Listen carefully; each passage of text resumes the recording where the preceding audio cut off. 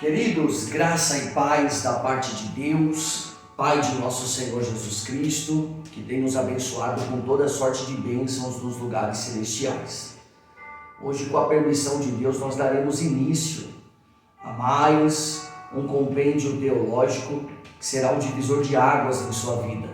Eu estou certo e convicto de que grandes coisas fará o Senhor. E por esta razão eu tributo a Deus gratidão pela sua vida, pela sua existência e, acima de tudo, pela sua perseverança em estar conosco, porque a partir de hoje, mais especificamente dia 7 de agosto do ano de 2023, nós começaremos uma maratona teológica. Serão 18 meses partilhando aqui de uma das coletâneas mais enigmáticas da Bíblia Sagrada. Haja visto, o Pentateuco trata-se da coletânea dos 5 primeiros livros da Bíblia.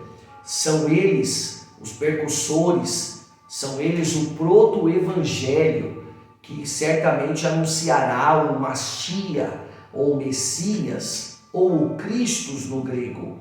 É o Pentateuco quem trará a nós o prelúdio de todas as leis que no Cristo seriam cumpridas.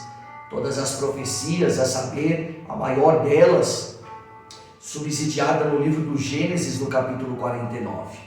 E, se não dizer a universal, proferida no capítulo 3 do mesmo livro. Então eu confesso a vocês que será um divisor de águas nas nossas vidas. Estudar o Pentateuco não é como estudar uma matéria teológica. Estudar o Pentateuco é estudar a história da eternidade, a história da humanidade. E eu estou certo de que as nossas próximas aulas serão reveladoras. A cada aula, sem pressa, sem qualquer contingência com o tempo, nós esmiuçaremos capítulo a capítulo, versículo a versículo, no intento de poder passar aos senhores que aí estão o máximo de riqueza, o máximo de revelação possível. Então quero te convidar a comprar um caderno, a dedicar um caderno exclusivo para este fim, marca-textos, uma boa tradução de Bíblia, porque nós a partir de agora seremos da parte de Deus instrumentos para receber do Espírito Santo todo entendimento, discernimento e revelação. Eu quero te convidar neste instante a fechar os teus olhos. Isso, feche os teus olhos, eleve os seus pensamentos aos céus para que nós possamos dar início a esta aula para a glória de Deus. Amado Deus e eterno Pai que estás no céu, nós estamos reunidos aqui, Senhor.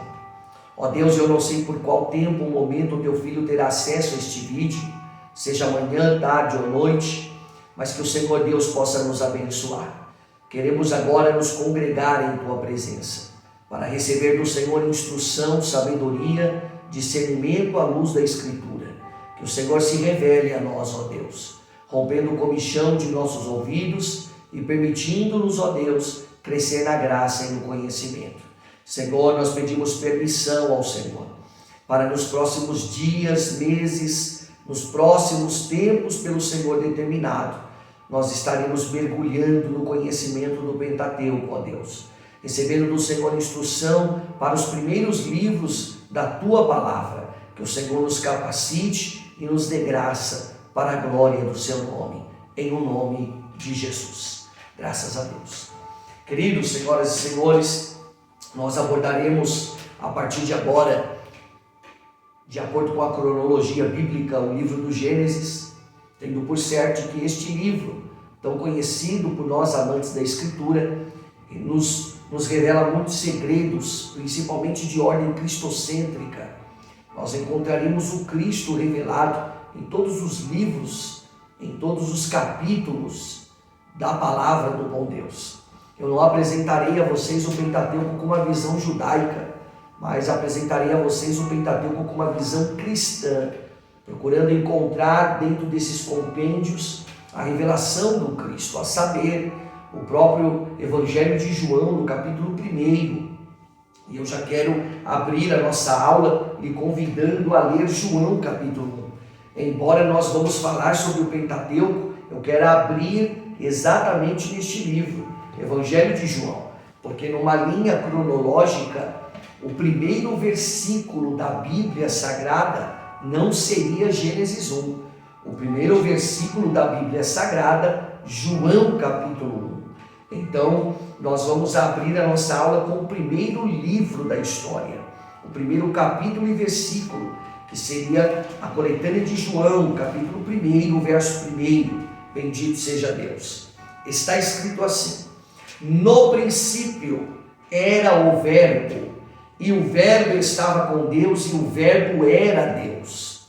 Então este é o primeiro capítulo da Bíblia.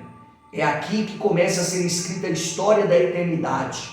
Uma eternidade onde não existia o cosmos, uma eternidade onde não existia o Cronos, que é o tempo cronológico, não existia tampouco as regiões celestiais, o mundo angelical. Este é o princípio absoluto, aonde só existia a divindade, sendo ela composta de Pai, Espírito Santo e Filho. Pai, Espírito Santo e Filho, sendo o Espírito Santo o centro de ambos, porque é ele o vínculo da unidade. Então, nós estamos tratando de um princípio absoluto, aonde o Cristo sequer era conhecido por este nome, porque não havia sido prometido, aonde Jesus sequer era conhecido, porque não havia encarnado, sequer havia terra para que ele encarnasse. Nós temos aqui um princípio absoluto, aonde a divindade era chamada pelos respectivos nomes: Pai como o ancião de dias, Cristo como o Verbo, a palavra ativa da divindade, e o Espírito, e somente este nome, Espírito, Ruá, no hebraico, que sinalizava a ação de Deus. Então nós tínhamos no Pai a mente pensante, nós tínhamos no Filho a palavra de ação, e nós tínhamos no Espírito Santo a força ativa. O Pai pensava, o Filho falava e o Espírito executava. É grandioso entender a sincronia com que ambos trabalham. É o mesmo João que na sua primeira epístola, no capítulo 5, vai dizer que os três são um: o Pai, o Filho e o Espírito Santo. Bendito seja Deus. Então é a partir deste princípio, o princípio absoluto, o princípio da eternidade, aonde o universo era um vácuo no meio da existência divina, onde estava reunido o Pai, o Filho e o Espírito, porque os três são um, dando assim efetividade à crença monoteísta, da qual o judaísmo e o cristianismo têm a singularidade. Ambas as religiões concordam que só se deve servir a um Senhor e se crê na existência de um único Deus.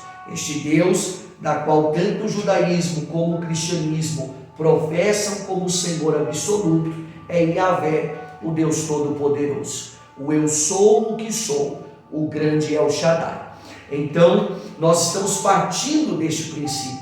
O princípio de João é antecedente ao princípio do Gênesis. E a prova disso está no versículo 2 deste evangelho. Eu vou ler novamente o capítulo 1, sinalizando de que ele é o princípio absoluto. No princípio era o Verbo estava com Deus, e o Verbo era Deus, porque Cristo era um mistério escondido no seio do Pai. O Espírito de Deus emanava do ancião de dias. Então nós temos aqui o princípio absoluto, e aonde inicia-se a história do Pentateuco. A história do Pentateuco inicia-se no Gênesis, capítulo 1, versículo 1. E esta coletânea, chamada Pentateuco, será revelada no versículo 2 do Evangelho de João. Ora, a saber, vamos ver. Ele, o Verbo do versículo 1, estava no Gênesis com Deus. Ou talvez na sua tradução, no princípio com Deus. Então nós temos dois princípios aqui. O princípio de João 1 e o princípio de Gênesis 1. O princípio de João 1 é quando nada existia. E o princípio de Gênesis 1 é quando dentro da história Deus dá início a uma obra criativa chamada céus e terra. Amém?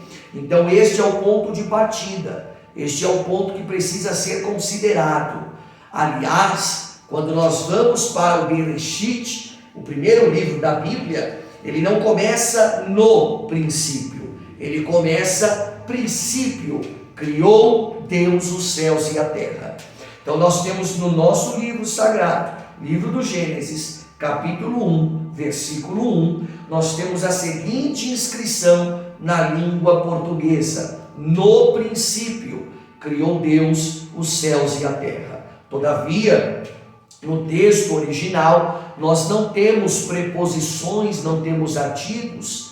No texto original, se principia este versículo com a palavra Bereshit, que dá o nome ao livro. Bereshit significa princípio. O termo Gênesis, o livro Gênesis, significa princípio. Então anote isso. O livro Gênesis significa princípio. E é desta exata forma que começa o livro. O livro começa então assim: princípio, criou Deus os céus e a terra. Ele não define o versículo 1 como um princípio absoluto, diferente do Evangelho de João, que estabelece o princípio da divindade como o começo de todo o universo. Aleluia! E aqui em Gênesis 1, nós temos um vácuo na história, um momento onde Deus escolhe reproduzir de maneira criacional os céus e a terra. E veja bem, de que os céus e a terra estão sendo preparados para que lá na frente, adiante, ela possa abrigar e receber a maior coroa da criação divina, a saber, o Antropos, o Adão, que não é um nome próprio, mas um nome que refere-se ao homem e à humanidade. Bendito seja Deus. Nós veremos então dentro deste compêndio teológico, mais especificamente neste capítulo 1, que abre-nos essas cortinas de revelações, nós vamos ver dentro deste capítulo 1 uma obra resumida de toda a criação divina, a saber, 6 dias. E dentro desses 6 dias de criação, o autor que nos escreve, segundo a tradição e a maior parte da escola teológica, Moisés é quem o escreve. E Moisés, inspirado não só pela divina revelação, bem como também por ter sido um dos maiores em letra e ter estudado conforme o relato da palavra de Deus, ele tem propriedade em o fazer. Moisés esteve no âmago da intimidade com o Criador. E se lembre que ele viu Deus pelas costas. E isso tem uma pluralidade, isso tem uma espiritualidade ferrenha. Porque se ele viu o Criador pelas costas, claro, de forma teofânica, na manifestação do Cristo no Antigo Pacto, como sombra da verdade, ele viu o Senhor. E quando ele viu as costas, ele viu o tempo que era. Porque a eternidade, mediante o texto do Apocalipse, capítulo 4, verso 8, é dividida em 3 tempos. Não são tempos cronos, são tempos kairos, que são tempos eternos, sendo eles o que era, o que é e o que será. O que é aonde Deus está presente. A presença de Deus transforma tudo em é. O que está diante do Senhor será. O que está à sua retaguarda era. E quando Moisés pede para ver a glória do Senhor, o texto vai dizendo que o Senhor permite que ele o veja passar pelas costas. Quando ele vê as costas do Senhor, ele tem toda uma revelação do tempo anterior à sua vida, porque ele vislumbra do era da eternidade, onde já haviam sido criados os céus e a terra e toda a criação divina. Mas eu gostaria neste primeiro momento de que você anotasse tudo que você achar útil nessas aulas. Serão aulas expositivas, não teremos lousa, não teremos canetões. É impossível sinalizar tantas riquezas como as quais nós iremos participar. Por isso este livro exige, este estudo Pentateuco disponibilizará a você o link ilimitado, para que você possa assistir, reassistir e fazer o máximo de anotações precisas. E tudo quanto você achar útil, ou melhor, tudo quanto os seus ouvidos captarem, anote, porque será de grande valia para o seu ministério. Então eu gostaria que você entendesse que neste resumo do capítulo 1, neste resumo da criação, o Senhor estabelece obras que são segmentadas. Nós vamos ver a saber, no dia de número 1, Deus criando a luz. Para a completude da luz do dia 1, no dia 4, Deus cria sol, lua e estrelas. E o que há em comum entre a lua, o sol e as estrelas e a luz? É porque no primeiro dia Deus cria a luz. E no quarto dia Deus cria os refletores desta luz. Bendito seja Deus.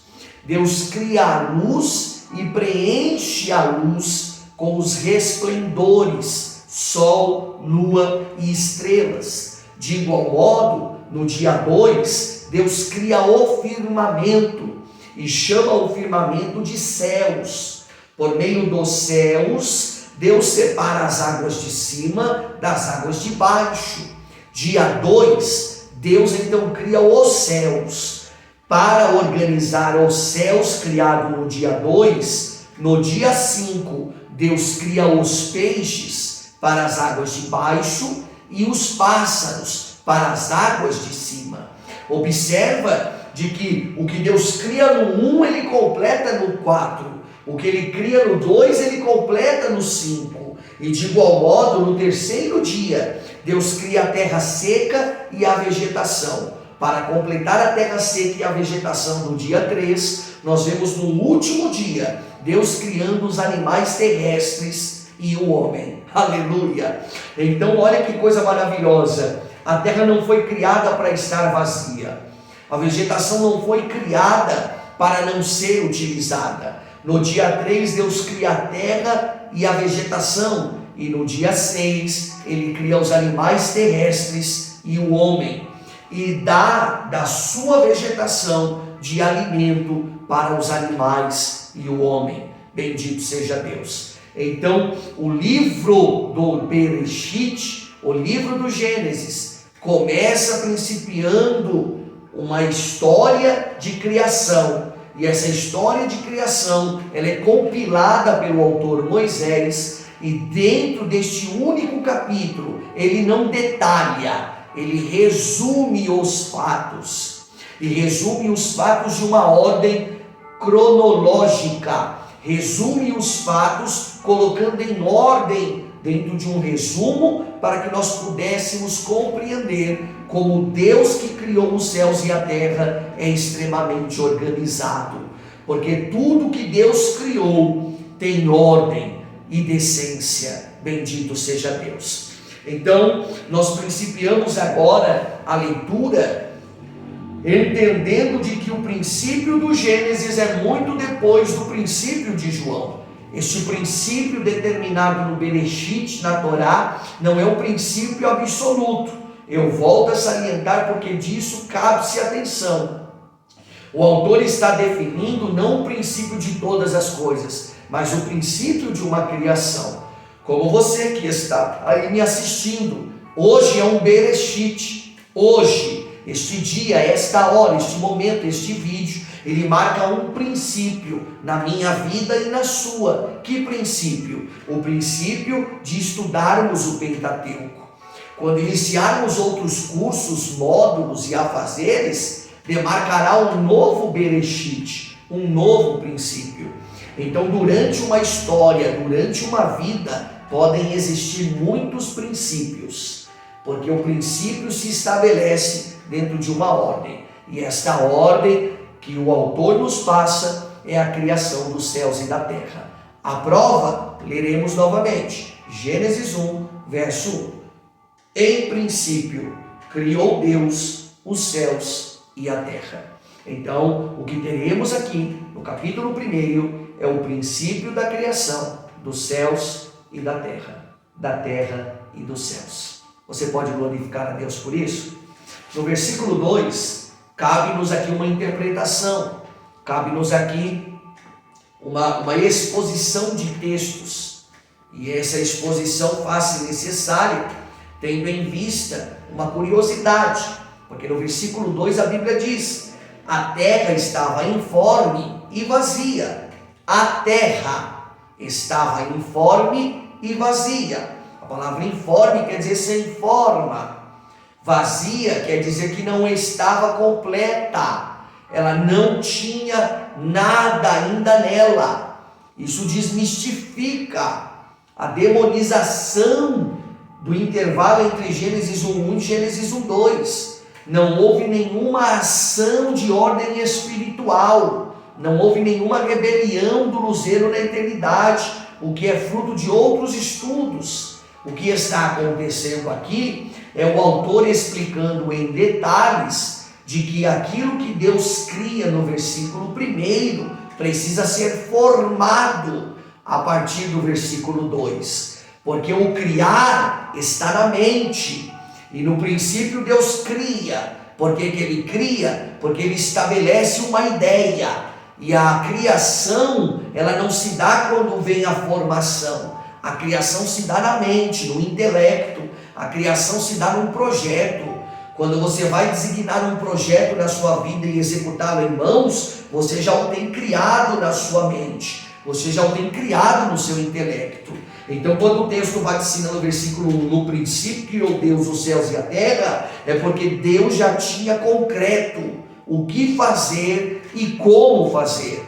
A partir do verso 2, ele vai dar forma àquilo que ele criou. Ele vai executar aquilo que ele já planejou. E como dito no princípio da nossa aula, nós tínhamos no Pai a mente criativa, tínhamos no Filho a palavra de ação, e nós tínhamos no Espírito Santo a execução. Então aqui no versículo 2, a partir dele surgirá não só o Pai que pensa, mas o Filho que fala e o Espírito que age. E a triunidade divina, o Elohim, que no plural é deuses, mas é o único Deus que age em 3 pessoas, dará início à obra da criação. Versículo 2: a terra estava sem forma e vazia, e havia trevas sobre a face do abismo. A expressão trevas é escuridão, a expressão abismo, lugares profundos. Não tem nada a ver, volto a dizer, não tem nada que se espiritualizar aqui. Nós estamos tratando do mundo físico, e no mundo físico, trevas é escuridão, abismo é lugares profundos. Então, o Deus Criador precisa pôr em ordem aquilo que ele vai criar. Então, o versículo 2 é um grande canteiro de obras que precisa ser colocado em ordem. É um montador que, antes de montar qualquer móvel, precisa organizar as peças que irão compor essa montagem. Então o versículo 2 é Deus organizando o espaço em que ele vai trabalhar. Por esta razão, ele precisa agir, e a sua ação, como dito já por 2 vezes, e agora sacramentada pela 3ª vez, a ação de Deus será executada pelo Espírito Santo, porque o Pai cria, o Filho fala e o Espírito Santo age. É por isso que no versículo 2 vai surgir o ruá de Deus. Observe, a terra era sem forma e vazia, e havia trevas sobre a face do abismo, e o Espírito de Deus soprava sobre a superfície das águas. Bendito seja Deus. Aleluia, aleluia. E disse Deus, verso 3, haja luz, e houve luz. Então nós vemos no versículo 1, o Pai surgindo. No versículo 2, o Espírito Santo surgindo. No versículo 3, o Verbo, o Cristo, aparecendo. Observe que no versículo de número 2, o Espírito de Deus sopra sobre a face das águas. Então nós temos um grande aquário, nós temos um universo de águas, e Deus, com a sua capacidade criacional, a sua onisciência, onipotência e onipresença, ele vislumbra no meio daquelas águas um pedacinho de terra sem forma e vazio, um pedaço de argila submerso nas muitas águas, para que então o Senhor Deus alcançasse aquele pedaço de terra e o trouxesse à existência para dar a ele forma e enchê-lo da sua criação. Deus precisa fazer com que o Espírito Santo passe a voar, passe a agitar aquelas águas, para que à medida da sua agitação, é como se nós tivéssemos um grande aquário com um pedaço de terra dentro dele que precisa ser resgatado. Ora, como se resgatar sem maquinário? Cria-se um redemoinho, para que esse redemoinho ele possa imergir dentro da água, criando um vácuo e trazendo para fora o que está dentro. É isso que faz o Espírito de Deus. Ele paira sobre a face das águas, girando por muitos e longos anos criacionais.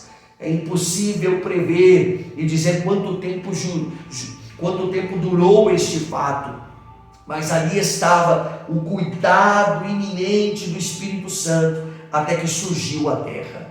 Mas quando ela surge, é necessário vê-la para que possa ser visto. Todo canteiro de obras, antes de começar uma execução, precisa puxar um ponto de luz, para que este ponto de luz sirva de iluminação, para que tudo corra bem e saia de acordo com o planejado. Sem luz não há como trabalhar, sem luz não há como colocar nada em ordem. É a luz de Deus que vai surgir no versículo 3. Nós temos o Espírito Santo resgatando a terra do meio das águas, porque o Espírito Santo é especialista em resgatar quem está submerso nas águas. Foi desta mesma forma que o Espírito Santo te resgatou, que o Espírito Santo me resgatou. Foi desta mesma forma que o Espírito Santo em mim e em você perseverou, para que você e eu, que estamos aqui hoje, outrora éramos uma terra sem forma e vazia, não tínhamos forma e éramos vazios, mas hoje recebemos forma na casa do oleiro, somos vasos preciosos e não somos mais vazios, somos cheios do Espírito Santo de Deus. Eu gostaria que você anotasse isso. O versículo 2 revela que a terra foi tirada das águas, e é por isso que você vê no versículo 1 Deus criando céus e terra, e no versículo 2 as águas já estavam ali presentes. Por que as águas já estavam ali presentes? Porque a terra foi tirada do meio das águas. Vamos ler um texto a este respeito? Abra comigo a sua Bíblia. Bendito seja Deus. Primeira Epístola de Pedro. Primeira Epístola de Pedro, capítulo de número 3. Bendito seja Deus.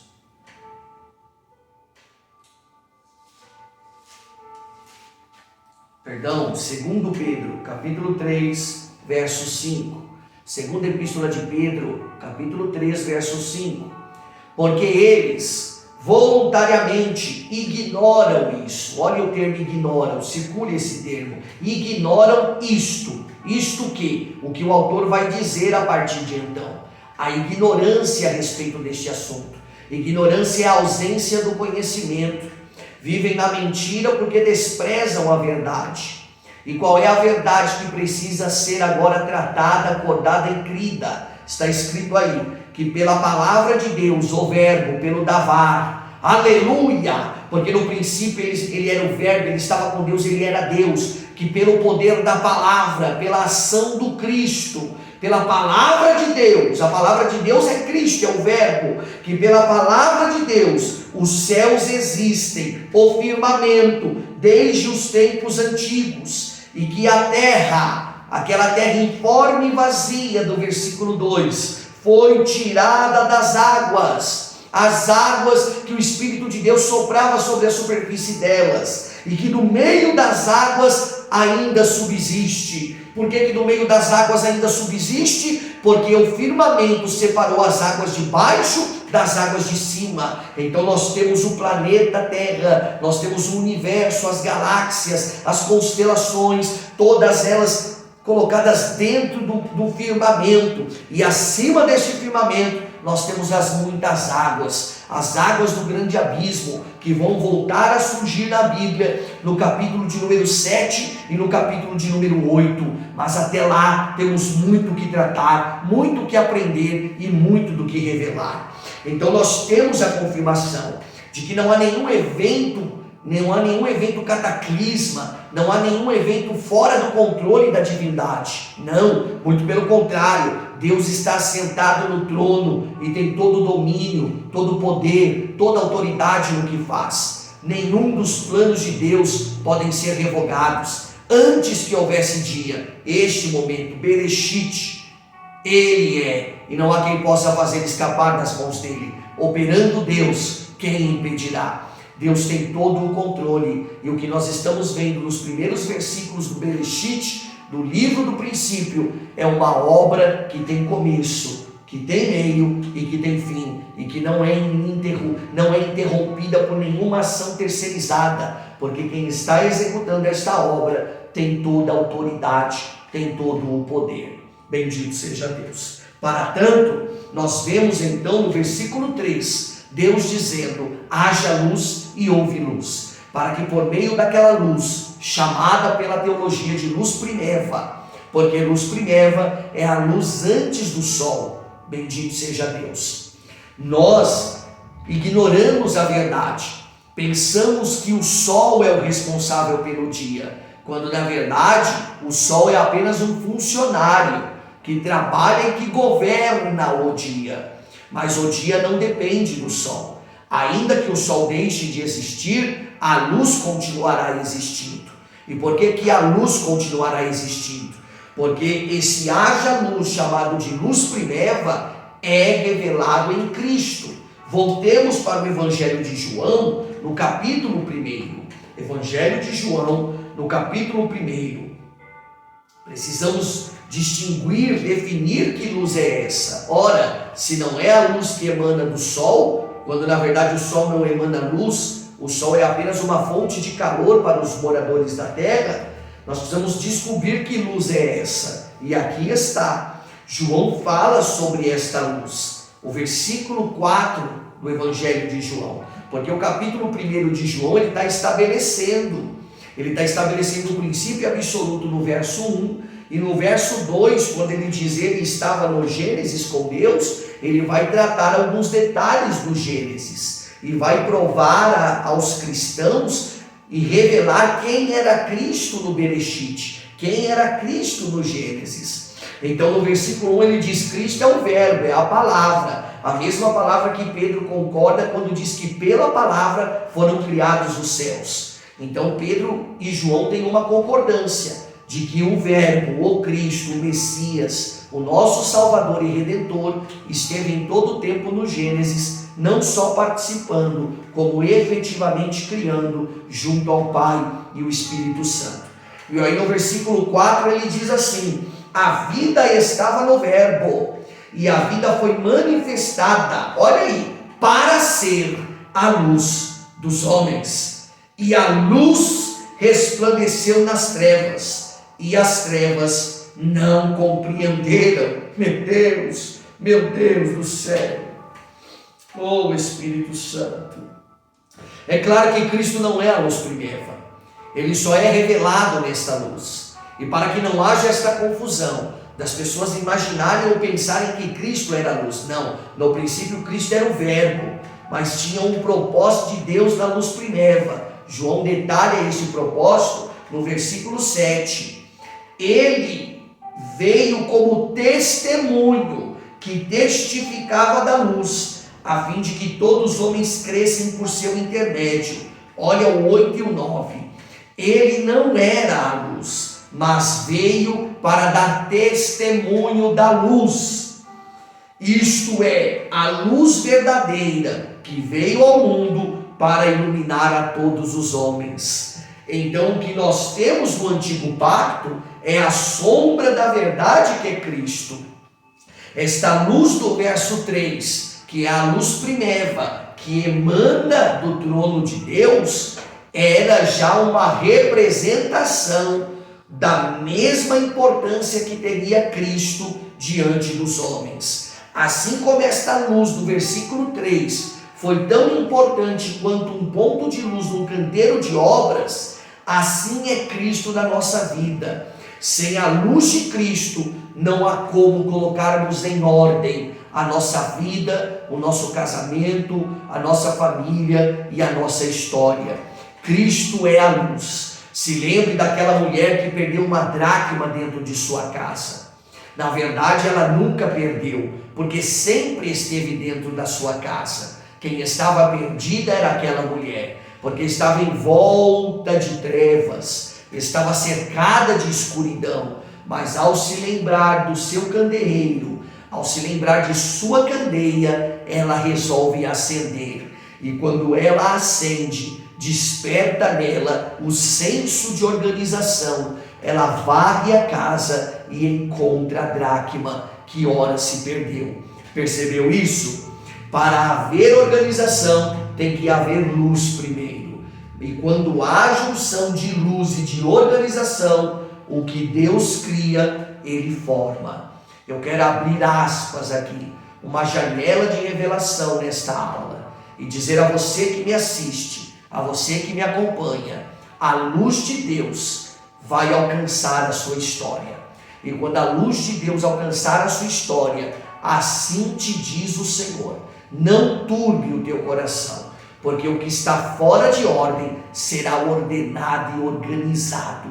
Deus cuidará de todas as coisas, e você saberá que o teu Deus e o meu Deus é o mesmo Deus que criou os céus e a terra, em o nome de Jesus.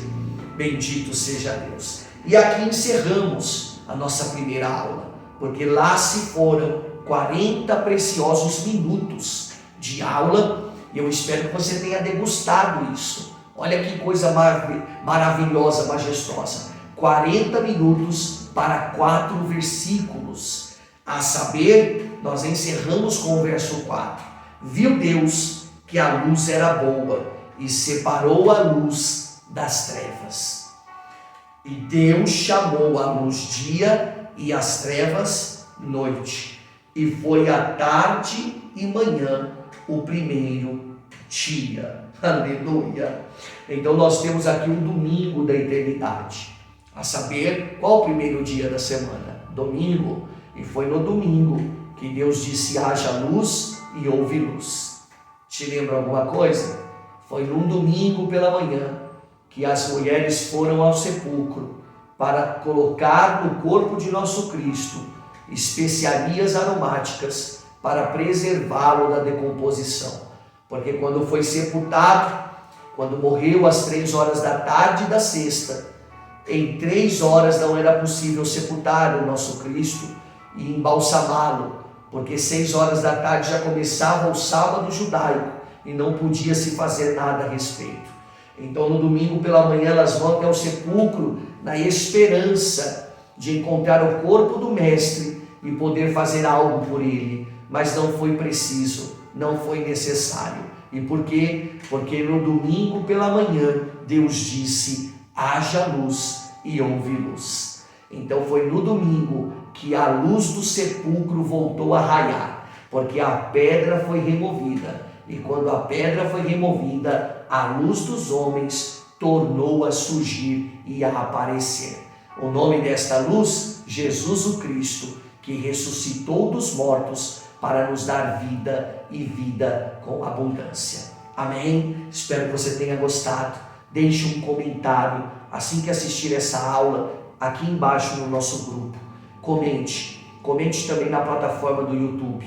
Eu espero que você possa ser um instrumento de Deus, fiel, perseverante, nesta longa jornada de 18 meses. Porque assim como eu espero ter enriquecido a sua vida nesta primeira aula de apenas 5 versículos, eu acredito que há muito mais de Deus por vir. Deus te abençoe, um forte abraço, até quarta-feira, se Deus quiser.